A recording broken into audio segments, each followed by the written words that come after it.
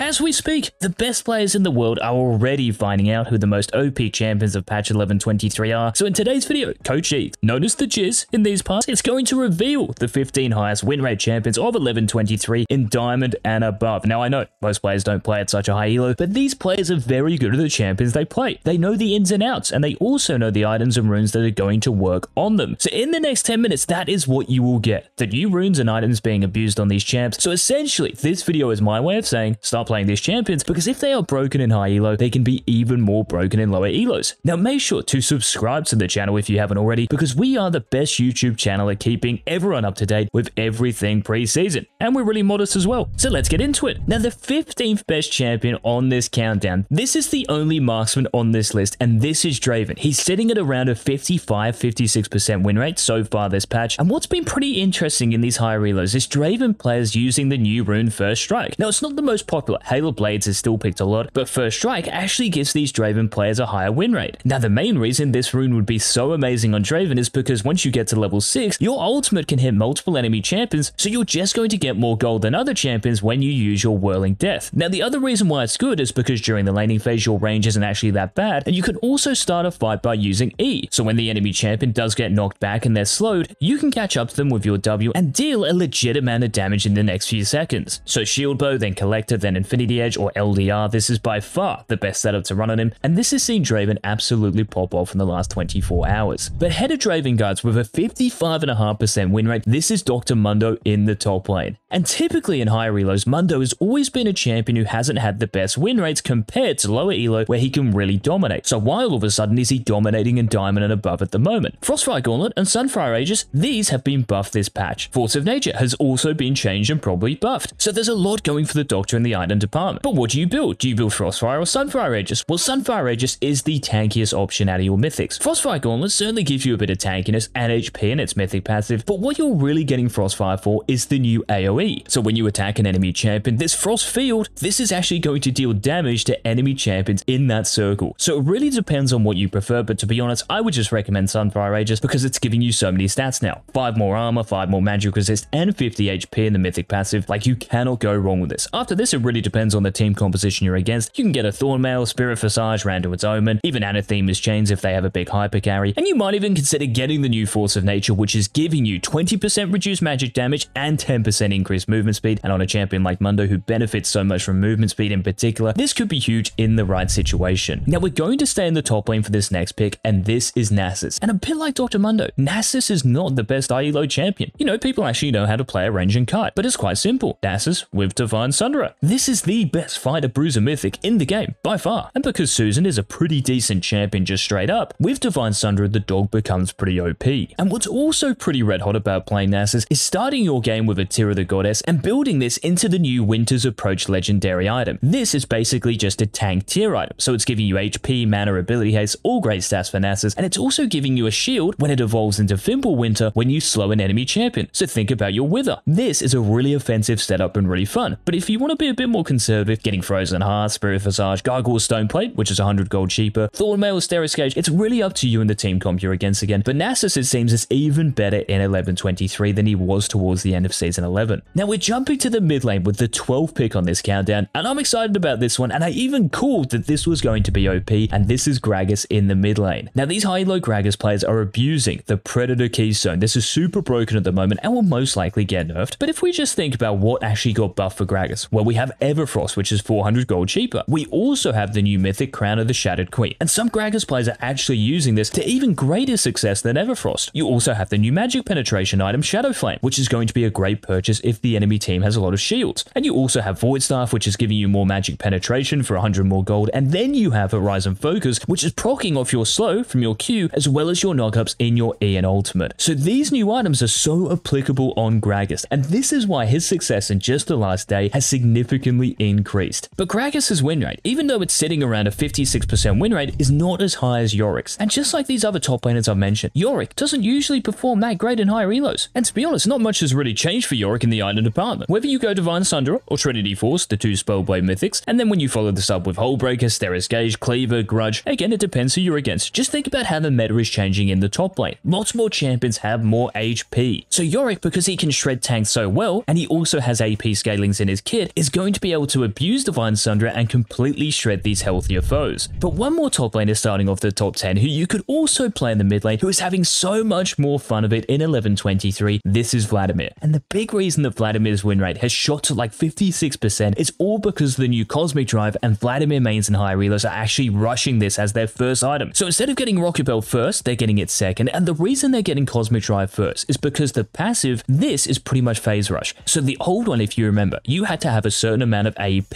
to activate it. Well, now you don't. So getting it first is actually a legit thing, and it's giving you a whopping 30 ability haste right off the bat. And for Vladimir, even though one-shotting your opponents is still the optimal way to play Vlad, cooldown in the early game and survivability with the HP and phase rush passive, this is unreal and so useful. It actually enables you to get to the late game, which is when you become really powerful, and then you can start to take over. Now we have to mention the new Shadow Flame, Void Staff being really good items as well, because they're giving you magic penetration. So you can build these in the late game, but it's probably still best if you go a more conservative setup with Zhonya's, Death Cap, because these are always going to work and they are amazing items for Vlad. Now one more top laner who is a bit better than Vlad, and I'm sorry this list is mostly top laners, but I can't help it guys. This is just the way things are in high reload. So Trundle, coming in at number 9, is sitting at a 56.3% win rate, and I think everyone saw this coming. Trundle with lethal tempo in the top lane. Like, who can beat this dude in a 1v1 in the early game? Like, your Q counts as a stack, and it also reduces the attack damage the enemy champion has, and because in the top lane, most champions are going to be AD based, like, you seriously cannot lose. And just like Nasus, because you're getting Divine Sundra, and because more champions in the top lane have HP, you are going to annihilate them. And also remember, because of Divine Sundra's mythic passive, your ultimate actually scales with AP, so this can make use of it, and your ultimate also deals damage based off the target's maximum HP. So because champions are more healthy these days, Trundle is just an amazing drain tank. But coming in at number 8, we have a jungler who is performing a little bit better than Trundle in the win rate department, and this is Elise with over a 56% win rate. And by the way, this top 15, like, I've not mentioned some of these champions for like a year, so it's super exciting to have some variety here. But what's good about Elise? Why is her win rate all of a sudden so high? But what was that new magic penetration item I said? That's right, Shadow Flame. Getting this after your Night Harvester or Rocket Belt is one of the most oppressive setups in the game, because if you have Shadow Flame and you land your Cocoon, I don't care who that champion is, they are going to die. The burst damage you deal with Electrocute is absolutely nuts, and you can follow this up with Void Star for a really attacking setup, but you can still offer Zhonya's, Morellonomicon, Death Cap, just build whatever it is you need to build against the enemy team composition. Now I'm going to be honest guys before telling you, because that's what the Jizz is about. 6 of the top 7 champions, I'm serious by the way, are top laners, but you can play these champions elsewhere, so don't fret. So coming in at number 7, this is Shen. And no surprise here, because Sunfire Aegis has been buffed, and even though champions like Darius, Zed, Aurelia got a little bit stronger because of lethal tempo, as long as you can actually get to Sunfire Aegis without being 0-5, the chances of you winning a game are just extraordinarily high. And if you actually think about it, Shen, because of his W, blocks auto attacks, so for champions like Tryndamere and Jax, even if they do stack their lethal tempo, it's really not the end of the world. You can actually cuck them as well as anyone in the game. And you could of course consider going the new Frostfire Gauntlet, but to be honest, I'm just going to recommend Sunfire Aegis because it's so darn good, and this is why Shen is in the top 7 win rates. But one champion who's better than Shen in the top lane, this is Rumble. And I've mentioned a few mages already. We've talked about Gragas, Vladimir, Elise. Well, Rumble, exactly the same thing. Because of the new ability power items, Rumble is turning the top lane into his own personal junkyard. So you have Demonic Embrace, Shadow Flame, Void Staff. Remember, magic penetration is a great stat for Rumble, and in the top lane as well. It just sounds good for Rumble because you excel against close range champions. And because lethal tempo has been buffed and the tank mythics have also been buffed, you're just going to see more of these, so you're just going to be better. So it's been a really good patch for Rumble so far. But another AP champion in the top lane who is even better than Rumble, this is Lilia, starting off the top 5. And Lilia, just like Rumble, into close range melee champions is one of the best counter picks you can pick. But the unique selling point of Lilia is the fact that she can rush a Frozen Heart in the top lane. And if you think about it, because attack speed champions are getting played a lot, so if you think of Tryndamere, Aurelia, Jax, with the new lethal tempo, think about Frozen Heart's passive. This is reducing their attack speed, and because these champions typically are going to build HP as well, maybe not Tryndamere, but everyone else certainly will, the new Demonic Embrace becomes an awesome item. Now to be honest, I'm still going to recommend you go Riftmaker after Frozen Heart and then Sonya's Hourglass, because these 3 items, I just think you can't beat them. But certainly after this, Demonic Embrace, the new Cosmic Drive, which is going to continue to proc off your passive, so you can have that movement speed for an extended period of time. I just think it's a really great patch for Lilia top, but she's really not played enough in lower elos, so help her Jizz out and get the Lilia play rates up. Now the only non-top laner out of the top 7 champions guys on this countdown, this is Syndra, but you're not playing her in the mid lane. I mean, for sure you can, but in the bot lane, Syndra is completely crushing it with close to a 59% win rate. And there is no surprise here because of all the new ability power items, Crown of the Shadow Shattered Queen, Shadow Flame, Void Sub, giving you more magic penetration. Even the new Archangels can be useful, even though you're not getting the AP, you're getting ability haste, and you're also getting sustain. And of course, you still have Morellonomicon, Death Cap, Zhonya's Hourglass. There are just so many items you can build, and it's awesome. Finally, there is diversity for these mages, and you can build exactly the same in the mid lane as well. But if we just think about the bot lane, Syndra with a hard engaged support who is going to build the new mythic Evan Shroud, which is going to enable Syndra to deal more damage when they immobilize an enemy champion. This is obviously just going to amplify your damage output, so your one-shot potential is beyond belief. So that sounds really OP, but a champion even more OP than Syndra. This is Cho'Gath in the top lane. And like I've said 50 times during this video, Cho'Gath typically in higher elos struggles because landing your Q against good players who have their screen turned on, it's pretty hard. But because champions across the board on the Rift are going to be healthier with all the new HP in the items, think about your Vorpal spikes. These are dealing damage based off the target's maximum HP, and your ultimate is dealing true damage. So it's almost like you want the opponent to be healthier. And what I really love about Cho'Gath is that you can either go Frostfire Gauntlet or Everfrost. So if your team has damage, go Frostfire Gauntlet. If they don't, Everfrost is awesome. And you can also make use of the new Fimbulwinter, the tier tank item. And proccing this off your Q or Frostfire Gauntlet autos is really easy. And just like Nasus, you can even start with a tier, but do be very careful into aggressive early game champions because you probably will get dumpstered. So play passive and just try to scale. And after this, you can get Frozen Heart, Thornmail, Force of Nature, Gargoyles, maybe even the new Abyssal Mask, which is giving you 10 ability haste and also a really nice passive. So nearby enemy champions, their magic resist is going to be lowered and you're also going to gain some. So against a heavy AP comp, or if your team has a lot of AP, this item is certainly going to reap the rewards. But one champion, guys, who's doing a bit more reaping in 1123 thus far, this is Akshan in the top lane. And I'm pretty sure I got flamed by someone in the comments for mentioning Akshan in our top lane tier list, but guess what? The Jizz is a prophet. It's because you're a ranged champion who are innately strong into all these melee champions getting picked, and you also have the itemization to beat whoever you're against. So if you're against a very squishy champion, after your shield bow, you might get the Collector. Or if you're against a tankier champion, you might get Lord Dominus Regards. And then you can follow this up with Infinity Edge, Guardian's Angel, Ginsu's Rageblade, Bloodthirster. Akshan is just one of those champions who is just very hard to play against in the top lane for anyone who gets outranged by him. He has really good poke because he has 2 auto attacks at a time, and he also has a shield in his passive. This is why in your runes as well, you should be taking Shield Bash and Bone Plating, so it makes you really tanky for those trades. But there is one champion, guys, who is better than Akshan, and you can play this champion in the mid lane as well, just like Syndra, just like Akshan, and this is Victor. Now, I know it sounds a little risky. Victor in the top lane, you don't really have that much peel for yourself, but once again, who is going to care about peel when you have First Strike as your keystone, which you can easily proc with your Death Ray, and when you can abuse the new Crown of the Shattered Queen mythic? Now, if you don't already know, guys, Crown of the Shattered Queen is giving you the exact same stats as Everfrost. It's also 2800 gold, the same as Everfrost, but the passive is a Spellblade passive. So it's pretty much like a Malzahar Banshee's Veil passive, whereby you reduce the enemy champion's damage to you for 1.5 seconds when you have this little shield around you. So for a ranged champion like Victor, it's pretty hard to get on him before the fight happens to actually proc this Spellblade. So when you do fight him, he's going to have that damage mitigation. And just like lots of these champions with the new AP items, so Cosmic Drive, Shadow Flame, Void Staff, he just has so much going for him that it doesn't really matter who you're playing. If you're playing a bruiser or fighter, like a Darius with Ghost, if he gets Cosmic Drive, it's really hard to get onto him. If you're playing a tank and you're building magic resist, he can just build Shadow Flame. And if he wants even more survivability, he can get a Zhonya's Hourglass, he can then get Void Staff in the late game to shred your whole team. And I know lots of Victor mains were frothing about the new Horizon Focus and the potential this has, but here's the thing, guys, if you go Horizon Focus, you are giving up on so many other items that are just straight up better. So Cosmic Drive, Shadow Flame, Void Staff, Zhonya's Hourglass, Death Cap, these are all better, and it's still worth to evolve your E, then your Q, and then your W. The slow really doesn't matter that much. So those were the 15 highest win rate champions, guys, so far of 1123, and we will for sure do an updated tier list where we're going to take into account all of the new stats that are coming in so you have a better understanding of what's going on. So make sure, again, you hit that subscribe button so you do not miss these videos. And if you did enjoy this one, please remember to leave a like down below, and also make sure to check out the GameLeap website on your way out, linked in the description and comment section. And until tomorrow's daily upload, this has been the Cheers.